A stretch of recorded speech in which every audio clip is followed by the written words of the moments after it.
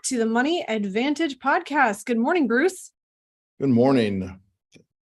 Awesome. This is your hosts, Rachel Marshall and Bruce Wayner, and we are here today to unpack what is infinite banking. And we've been doing this for several months, I would say now. This is part 10 of a long series on what is infinite banking. And so we're just ready to really kind of bring all of the pieces together in one spot for you and really put a cap on what is infinite banking. Now, a couple of reasons you might be interested in this conversation. One, you might have been following along with the series and you're curious to know what about infinite banking makes it infinite, which is what we're going to be discussing today. Or maybe you're in a position of just coming and finding this show for the very first time and you're saying, I'm curious about infinite banking. I've heard about it. It sounds really cool. I'm not quite sure what it is. I'm not sure what it does. I'm not really quite sure how it works. And I'd like to be able to understand it well enough to explain it to myself or to explain it to my wife or my husband or a business partner or somebody that I'm talking to about my financial choices. And maybe you would just like to have a little bit clearer picture of what exactly infinite banking is so that you can communicate more clearly about it.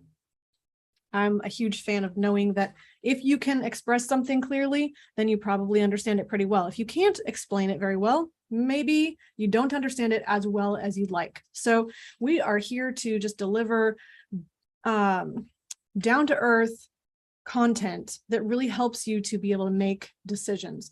So Bruce, we've been on this trajectory for quite a while. We've first started with what is infinite banking? What is whole life insurance? What is the special design of life insurance that makes it suitable and useful for infinite banking?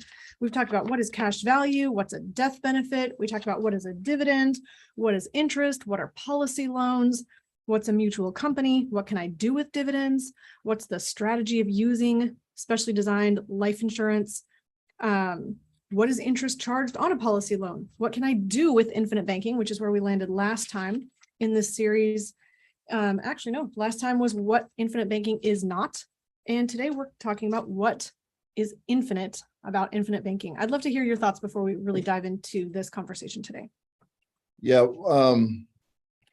First of all, I want to thank everybody that listens. And we went over 24,000 subscribers on the YouTube channel. And we really appreciate when people listen and subscribe. Our goal from the very beginning is to provide as much educational content, although I do believe whole life insurance could be a foundational thing for every family. You really have to understand why it is good for your particular situation or family. And that has been our goal. As I continue to learn more and more about the insurance industry, which I think everybody should be lifelong learners if they really want to understand something. I am bothered by the fact that there's a lot of sensationalism out there, especially on TikTok and Instagram. And I'm always trying to help the industry by correcting when I see what I would call fundamental flaws in the explanation. Now, there are some flaws that I see, but I wouldn't say they're fundamental when people are comparing like whole life to IULs or whole life to mutual funds or whole life to indexing investing or whole life to ETFs or so on and so forth. There's some philosophy flaws there, but that depends on what you think. But there's some fundamental flaws about the explanation of infinite banking. And I want to make sure that people understand that if you get through all those flaws and you understand it from the idea that this is just a alternative place to save money that currently is better than in the banks. And I frankly think it's going to continue to be better than the banks. And the reason for my feelings on that is between 2008 and currently, people in the United States have stored between 13 and 17 trillion dollars in bank accounts when they were getting basically no return.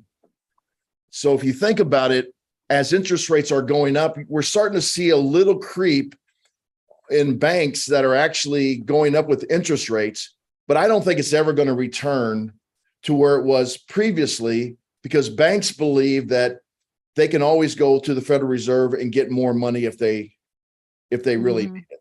So I think we have what I call a new normal. So now that sets up then what you should be looking at. The topic today is how to make infinite banking infinite. Now, Nelson had told me on more than one occasion, he said that infinite meant for him that there was an infinite ways to apply the concept. And so you really wouldn't have one set way. Now, that's different than a lot of people that are touting this concept out there that say there's only one way of doing it. And if you've done any research on this, you've probably have run across this type of concept. So there's multiple ways that you should be looking at this. The other thing that may be more important to you as your family is infinite meaning from Nelson is how to keep that money going from one generation to the next.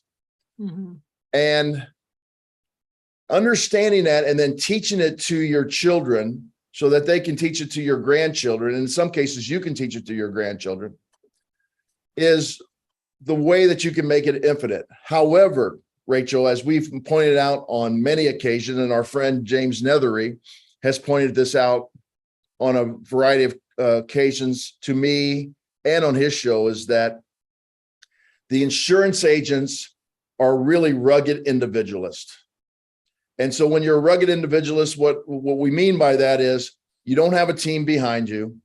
You simply go out, present strategies. You sell the strategies. In most cases, it's good for the particular family or individual, but then the servicing has been very poor in the past. And then if that person dies, becomes disabled, retires, or gets out of the industry, there's a phrase in the industry called you become an orphan. And the orphan, as we all know, is not a good thing. You're now alone without any help. Well, in order to make infinite banking infinite, and I actually did a talk on this at the Nelson Nash Institute think tank one year, is you must have a strategy and a succession plan. In other words, if myself or one of our other insurance producers, advisors, set you up with something, and then myself dies or becomes disabled, or the other advisor dies or becomes disabled, do you have a plan to continue this going on and on? And we do that. And we have client coordinators that sit in, and we also keep copious copious notes. And then we have a system that we review every year. Thus, if something were to happen to us, a new person could step in. And then when you pass from this earth, or as Nelson used to say, graduate from this earth, then that death benefit's going to pass on to someone. And if it's set up properly and you have made your family constitution or your family trust, make sure that the next generation now takes that death benefit and funds their whole life insurance. And then they grow, they live and thrive in this world. And then they pass away. They've already taught their next generation, in this case, the grandchildren, that they should now fund whole life insurance with that death benefit. And this thing mushrooms along generations with the leverage that's provided. So that's what we're talking about when we're talking about trying to make infinite banking infinite. The first thing is you have to communicate in your family. The second thing is you need to work with an organization that has a succession plan that's going to continue these thoughts within the agency itself so that it can become infinite along the way. I love that you shared those two components that have to be in place in order for something to be infinite. I mean, if you think about something infinite, I mean, in my mind, I consider maybe looking at a pair of railroad tracks, and you're looking from where you stand right now, and there's these railroad tracks in front of you that continue, if it's a straight track and you have a lot of room of the ground in front of you, you're going to see them come together to a vanishing point at the horizon, and they're going to continue on past the horizon. And it's this idea of having this infinite track or running room ahead of you. When you're making decisions about something that's going to benefit you best right now, you're thinking not only about how is that impacting your family today, but along that trajectory, those train tracks all the way into the horizon, how is it going to continue to benefit and improve those lives ahead of you? And so thinking in terms of that infinite nature, yes, the communication within your family is crucial. If you have all of this financial wisdom and knowledge that you've gained, and you've started whole life policies, and you have an infinite banking system in your family, and you don't communicate, and you don't have any guidance in place for the next generation to continue on what you've done, you could say, well, we'll leave it up to chance. Hopefully they'll say, mom and dad were really wise with money. They set us up for success. Well, let's hopefully do that for our kids. But you don't have to leave it up to chance. You don't have to just say, well, hopefully they learned from what we chose to do and make the same decisions. You can communicate that directly and make sure that they understand why you're doing that and the reasons that you have that in place, not only for today, but for the future. And then absolutely, Bruce, I mean, there's nothing else that would just stop your plans for the rest of your family than saying, well, we started this great plan. We hoped that it was going to create great things in the future, but we didn't review on an annual basis, or we didn't have a succession plan in place. We got 4, 5, 6 years down the road. You still have a policy, but you don't have a team continuing to work on your behalf. What's going to happen then? Is it going to fall apart? Is it, I mean, not that your policy would fall apart, you would still get paid the death benefit, but how could you continue on those plans that you initially set in motion if you don't have the correct support system? And so thank you for bringing both of those components into play today. I think what's interesting is that when you think about infinite, I mean, another word for infinite could be perpetual, right? Or if you think about something that begins now and continues forever, I mean, that's what the word infinite means. If you think about numbers, you start at 0 and they go infinitely larger in one direction and infinitely smaller in the other direction. This continuum never stops. And if we think about infinite banking, why would it be called infinite if it wasn't infinite? And what makes it infinite? So what makes it able to be perpetuated and continue to have a benefit beyond the moment that you put it in place? And so I think one of the things that I really want to bring to light today, there's an article written by a guy named Les McGuire. This was back in 2003. I would say he was one of the pioneers in, not the pioneer. I mean, Nelson Nash really did a lot of work with infinite banking and popularized the term and wrote the book, Becoming Your Own Banker. But Les McGuire was really crucial at the forefront of using infinite banking and whole life insurance specifically. And he talked about something called certainty. And he wrote an article called The Economic Value of Certainty. We can link it in the notes. We have it available for download if you want to go check that out. But this whole concept of having some form of solid ground and a foundation that you have created and built in your own financial life allows you the springboard to make infinite choices that you would not otherwise be comfortable making if you didn't have that solidarity, that basement that you would never drop below, that solid ground beneath your feet.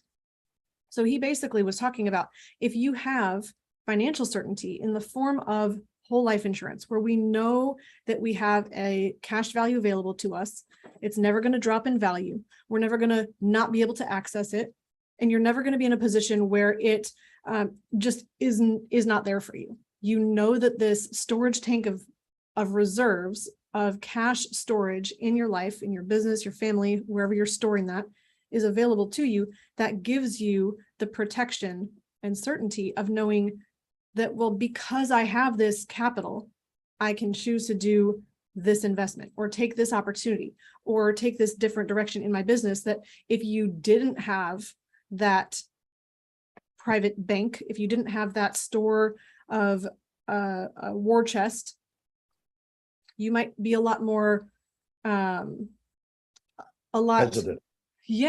or more reserved, or you may not take advantage of an opportunity that's a really good opportunity because you're trying to do too many things with your other cash, and you're weakening your ability if you don't have the solid ground. So that's called the economic value of certainty. And I think that is one of the main things that allows infinite banking to create infinite opportunities in your life, because your thinking becomes different when you have security. Yeah, and this is related to the fact that when you do set this up as multiple policies for the next generation, or even within your generation, but mainly for the next generation, what you're doing is then you can really become a family bank, because if a family member comes to you and you set up your family board or your family assembly and that makes decisions. Now we're talking on a very high level where you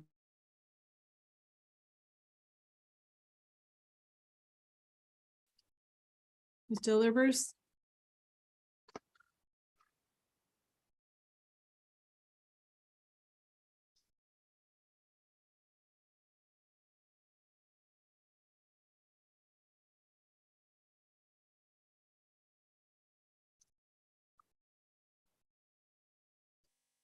Okay, so for anyone listening, bear with us just for a second. It's possible you can hear Bruce and I can't. It's also possible you cannot hear Bruce. Bear with us just a moment.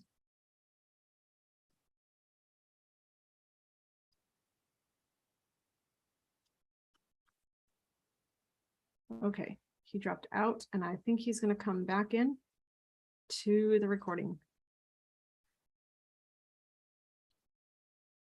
So we were talking about a family board, and we're going to come back to that thought in just a moment. Let me see. Bear with us.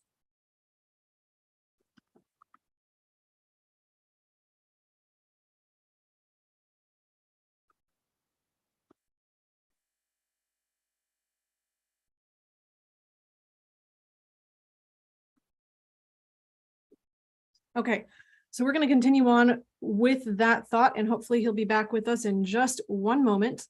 Thank you, Wonder Jackson on YouTube. I could not hear Bruce either, so he lost some connectivity with the internet. So I'll continue on with some of these thoughts here. He's rejoining as we speak. So this idea of being able to have not only your store of capital today in your financial life, but you're creating something that can be used then for future generations. The benefit is if you have family members who need access to capital, and you're always going to have this. Say there are family members who want to buy a multifamily apartment unit, or they want to start a business. They need access to capital. And where can they go to get that capital? Well, certainly they could go to the bank and they could request a loan, or they could try to access capital through another tool. Hey, Bruce, are you back?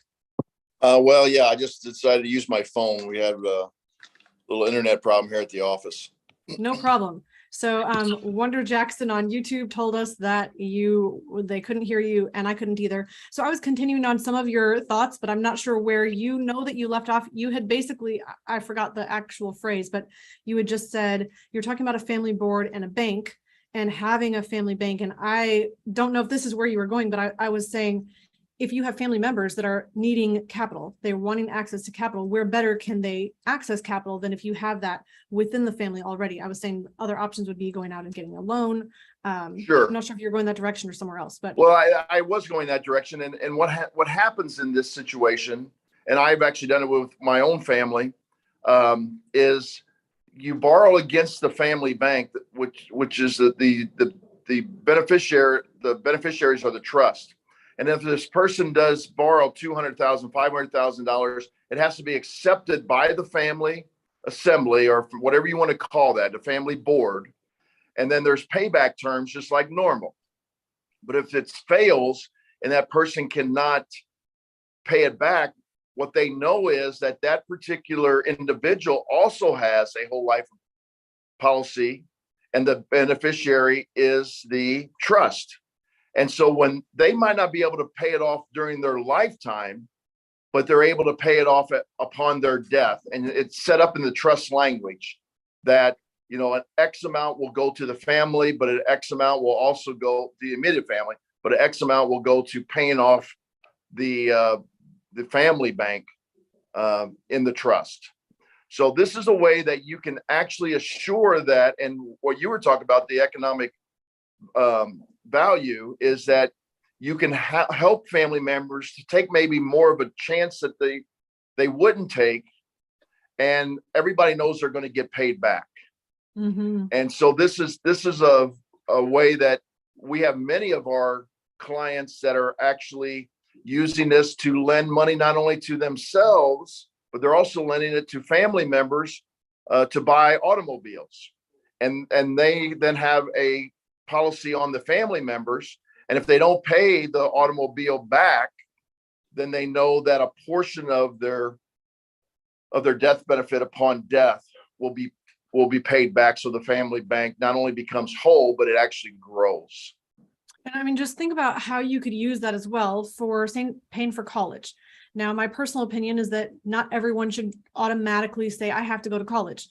But if there is a particular desire or need that they need a particular kind of schooling for, or a certain degree, well, then you need to go to school if you're going to become a doctor, a lawyer, a surgeon, in professions where the degree is required. So say, for instance, instead of the family just saying, well, here's 50 grand, go to college, and as a gift, just a handout. And instead of saying, well, you need to become financially responsible, so you're going to have to go pay your own way through school and get a job and take on your own potential student loans.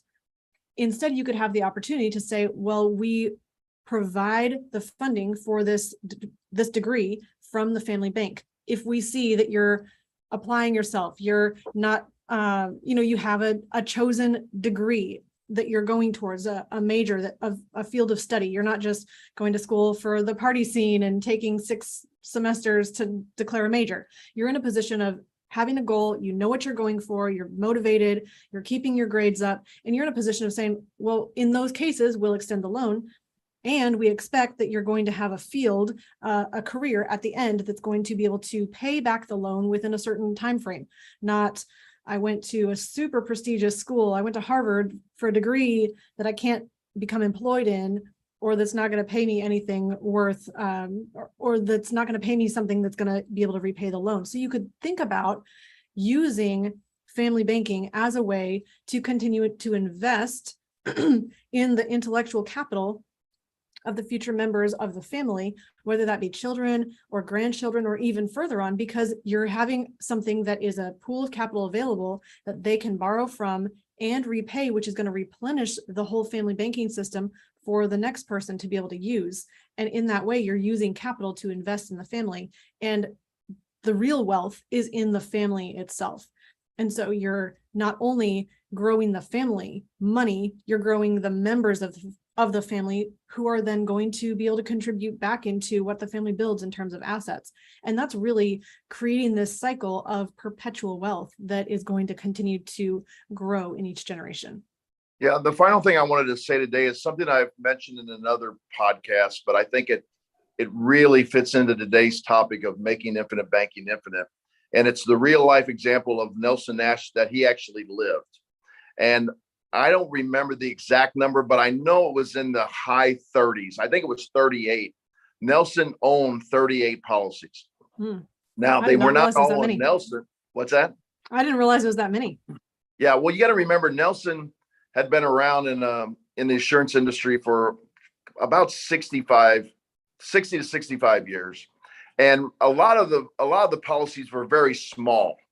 When he first started out in the 50s, he would get policies that were $25 a month. And actually my first policy was exactly that I took out myself, $25 a month in the middle 80s. And so he had a bunch of smaller policies, and then he grew to larger policies and larger policies. And a lot of them were then taken out on his 2 children, and then they were also taken out on the grandchildren. And then I know I've told this story at the think tank one year. David Stearns relayed after Nelson had died, that Nelson, right before he died, about 2 or 3 months, had come to him and said to David, his son-in-law, who now runs the Nelson Nash Institute, how much do you have in policy loans? And David was very nervous because one of the number one things in becoming your own banker is don't steal the P's. In other words, you need to pay the loans back. But David and his wife, who is Nelson's daughter, had remodeled and added a big section on Nelson's home, which was her childhood home, which they had built or bought from Nelson.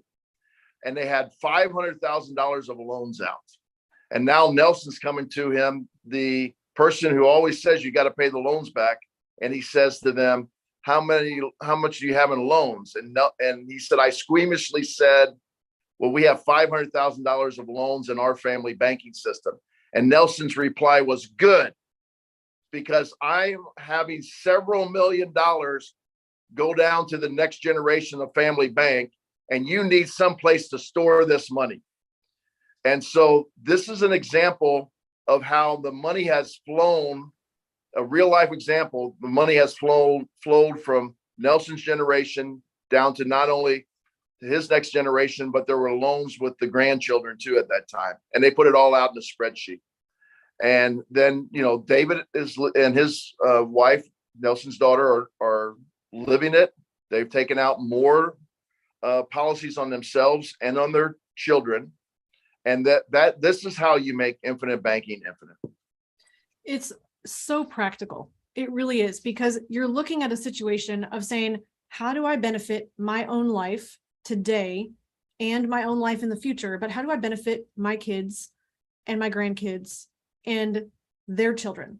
And if you're thinking about how you can make financial decisions right now that are going to tremendously benefit multiple generations in the future, this is a powerful way to do that, because it has the ability, and we've talked about this before as well, there's a leveraged up death benefit. What that means is when you're putting money into a specially designed whole life insurance policy, or any whole life insurance policy for that matter, you know two things.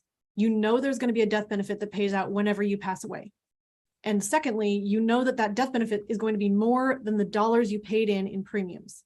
What that means is if X dollars goes into the policy that I pay in during my lifetime, Y dollars, always being more than X, is going to be paid out, and that's going to be paid out to someone. If you have a trust in place, that's going to be paid into your trust. If you have that set to pay to your spouse, or say it directly deposits to your children and distributes in half if you have 2 children, or in thirds if you have 3 children, or so on, you're going to be giving somehow, which can be received into the next generation, more money than you put in, which is powerful, because now you have the ability to have this wealth tool that is putting the seed of wealth into the next generation. And if you've taught them well, and they use the same strategy and principles to grow wealth and have a solid foundation and have economic value of certainty, and they use that for more life insurance, they're going to then have put in less than will be paid out to the following generation. So you have the ability to not only use this tool, but then train the next generation to use it well.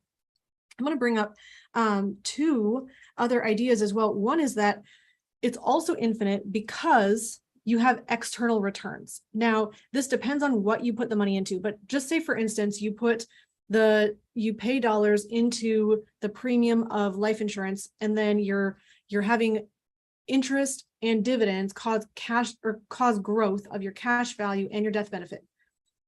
That is the internal return of the policy. In addition, you have an external return. What do I mean by external? If you're new to infinite banking, this might be an unfamiliar concept. So just let me unpack this for a brief moment. If you're already familiar, then this is going to be a refresher. But once you have the money growing inside your life insurance policy, the most beneficial way and most efficient way to use that is to take a policy loan, put that to work in something else. We mentioned school, college degrees. That could also be for real estate property. That could be for purchasing businesses, or buying or paying for specific employees in the business that might be strategically growing the business because of their skill set that you're bringing on. That's a capital infusion. Well, those decisions, you're making this investment with the expectation of a return. And that external return is money that you're earning on the capital that you borrowed from the life insurance company. So you're not only continuing to grow money inside the life insurance policy while you have this loan outstanding, because of dividends and interest are continuing to grow on the life insurance money. In addition to that internal return, you're also getting this external return in this outside investment at the same time. That provides infinite opportunity because you're not just getting one return on your money, you're getting two returns on the same money at the same time. And the second idea is that you are able to do this as many times as you want. That's called velocity of money. So you're able to move money as many times as you like. This is also like recycling your money. So say, for instance, you have a policy, there's $100,000 in your cash value. You take out a policy loan, and that's for a multifamily apartment complex. And say you took out close to 100,000. You put that into work over in your investment. Then you either sell the property or you pay, or you are renting it for a long period of time and you're buying and holding. Either way, you're going to have some kind of a return. Either it's going to be monthly cash flow that's coming in from your tenants paying rent, or it's going to be a big check because you flipped the property and now you have cash at hand. Either way, you can repay this loan, or maybe you repay the loan from another capital source. Now, as soon as you repay a portion of the loan, it frees up that capital to be used again. So the very next year, if you've repaid the loan, you can have that full cash value available to borrow again. I know I'm making a few simplifications because one thing that's true is you can borrow again, even if you have not fully repaid the loan. You also may be able to borrow again, even if you've not repaid the loan at all, depending on how much growth there is. So it's not true that you have to fully repay a loan to use the money again. It's kind of like a rolling credit line where if you have capital available on a credit card, you buy something with the credit card, your available balance goes down a little bit. And then if you pay off the credit card, your available balance again increases. So it's the same way with, or your available credit line. It's the same way with life insurance, where as soon as you pay back some of that loan, that goes directly to principal and you're able to borrow that again. And you can do that as many times over your lifetime and your children's lifetimes as possible. So you have not only this external return, you also have the velocity of money, both contributing to this infinite nature of infinite banking. And the only limit on what you can do with that money is your own imagination. So, Bruce, is there anything that we need to come back to? Actually, there's only one other limit that I would like to bring up too, and that's the only other limit is the lack of capital. And so if you're in a situation where you want to be able to do more with infinite banking and make it more infinite, another option is to add policies and increase the cash storage within life insurance. This is something that my family is doing. Bruce, I know you and your family are, and several people that we know that are in this space of infinite banking are continuing to add policies so that you're continuing to increase that family banking system in your family so that you have the tool for teaching financial stewardship, and you also have this capital that the bank or that your family is holding as a bank. Yeah, absolutely. I mean, it's one of the most popular questions I get when I am educating a potential client is they ask, well, how many of these policies should I have? And is it better to have multiple policies that are small or one big policy? And of course, everybody gets a little frustrated, but I always say it depends. Mm-hmm. I always say you need to take care, because we're talking about making it infinite. So you're talking about, well, should I take it out on my children or my grandchildren? I always say you need to protect your family first by protecting the income producers at your level. That should be the first thing you do, is protect the income at your level. Once you protect the income at your level and you do have other cash available, or your income increases, then you need to consider taking care of the next generations so that they have not only protection for themselves, but once again, a place to store money once your death benefit goes to the next generation. So you don't set up the system all in one day. Absolutely. I famously have said this on the podcast. My mom and dad started with mine when I was born, they handed it over to me. And then I've kept adding to the system along the way. Just recently, last November, we converted one of my wife's term policies, term riders that was on her contract to a permanent policy by converting it. And now she has 2 policies on her and I have 4 on me. So this is a way that you can actually make this infinite by continue to add to the system. And same way with Nelson, I will probably have quite a few more policies down the road. Nelson was, died at 83. And, I have a few more years before I get there. There is a difference in economics though. My policies premiums are much larger than Nelson's were. So I don't know if we will get to that many policies, and I don't have any children and I don't have any grandchildren. So that particular need for family bank is not there, although we're passing it along to our nieces and nephews, which is another option. And frankly, an option that a lot of people are surprised that I'm building a legacy and I don't have any children, because this comes up. Why are you making this infinite? You don't even have any children.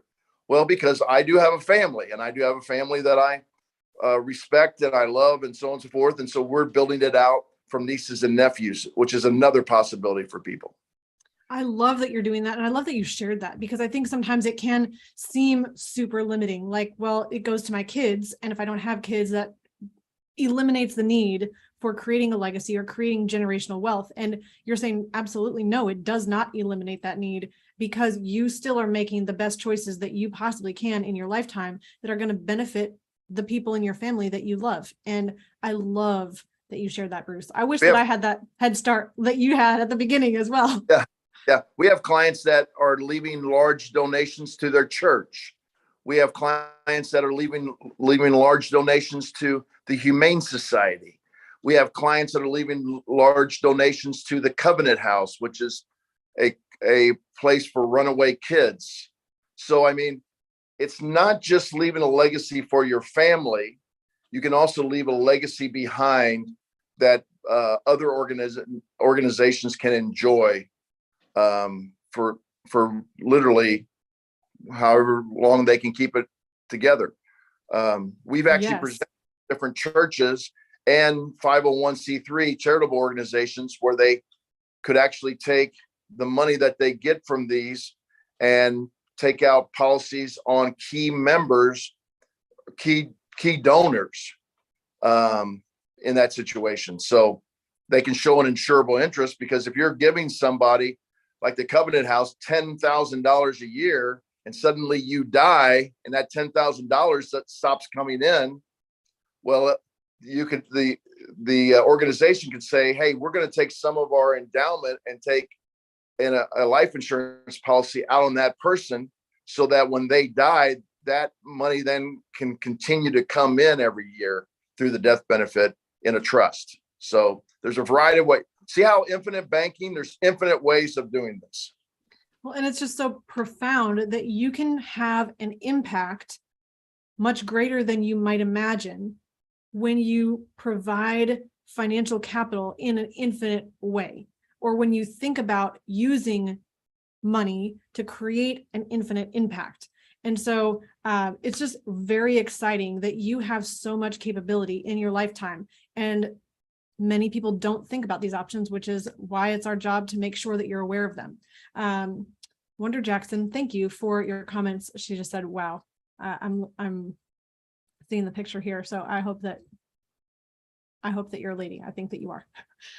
Thank you so much for being here on the show today. If anyone has any questions, go ahead and pop those into the chat real quick. We'd love to answer your questions. Also, if you have questions that you don't have time to type out today, or that are a little bit more in depth, or are on a specific topic, maybe a little unrelated, we love doing shows that are just your questions. And so we have a few questions that we've banked so far. We're getting ready to do another episode on your questions and answering those. But if you have questions that you'd like to have answered on the show, you can put those into the the comment section on YouTube or Facebook, wherever you're watching this video. You can also email us at hello@themoneyadvantage.com so that you can get your questions in the queue, and we'd love to be able to address those on the show. And if you have questions that are more specific to your own situation, where you say, here's how much I have, how much life insurance I currently have, or what I'm thinking of doing a policy, putting this much in funding, those kind of questions are not ones that we can answer as much in a public setting, because there's unique and individual components of your financial life, your financial picture, your goals, your entire set of circumstances that are unique to you that we need to fully understand in order to make an advising recommendation about what you should do specifically. So if you have those kind of questions, you can hop on over to themoneyadvantage.com and go ahead and book a call with our advisors right there. And that will be a great way for you to be able to get those questions out in the open and be able to talk through how to implement infinite banking for yourself. So I don't see any questions coming in right now. We love to have you here live with us. We also love to hear from our listeners afterwards. We get a lot of comments on YouTube and sent in by email that way. So if you're listening, please go ahead and subscribe. Please like, please share this episode. And we love to be able to give you the information that helps you make powerful financial decisions that keep you in control so you can create a legacy that lasts. Bruce, is there anything that you would like to add as we're really capping out this series on what is infinite banking? I think the number one thing is there's no reason to sensationalize infinite banking. Infinite banking, our whole life's been around for 250 years. Infinite banking has only been around, the concept that was put into guidelines or terms has been around for over 20 years. But as I've said on the podcast before, I was doing it before it was cool. It's people have been doing it. Nelson did it in 1981 when he first borrowed against his policies to pay off his commercial loan. And it took him another 20 years to actually put it into a book form. And people have been doing this for years and years.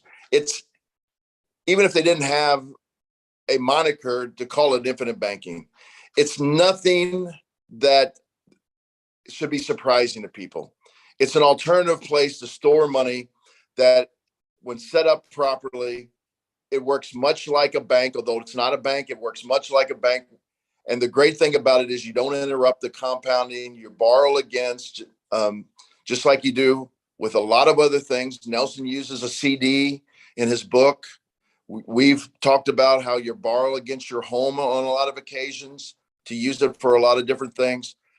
The difference is that you have guarantees that are worked into these whole life contracts. And for the people that want to use IULs, I'm not saying IULs are bad. We do not believe in them for this concept because they lack the kind of guarantees. Now, I know there's going to be people that are going to say they have guarantees. Well, look at what the guarantees are actually guaranteeing. They're guaranteeing as long as you can continue to put money in. So don't make this more than what it actually is the final thought I have for today on this particular concept. Awesome. Well, I've loved this series. I think it's been very useful. It's been very helpful. And so if you are just coming in now to this series, you can go back all the way to part 1, I think about 3 or 4 months ago. And we'd love to hear your comments, your questions, your feedback. So thank you for exploring infinite banking. Thank you for choosing to expand your mindset and think differently, to be in a position of making choices that will truly benefit you. It takes a unique person to step into that position of saying, I'm going to challenge my past thinking, my past decisions, and make new decisions going forward by evaluating the facts in front of me. So I really commend anyone who is looking at infinite banking and considering making this a new trajectory for their life. I will say as well, my husband and I got started with infinite banking. I think our first policy was about 9.5 years ago. And I wish that we had started sooner. Everyone that we talk to who gets a hold of this concept says, I wish I had started sooner. And when we started, it wasn't as much life insurance as we could get. It wasn't policies on both my husband and I. We didn't have multiple policies happening at that time. We started bigger than we thought we could at the time, but it was still small. And so just get started with the best information you have right now, with the capital you have available right now, and you can continue adding and growing along the way. So with that, we'll wrap up here. And in closing, please remember, success leaves clues.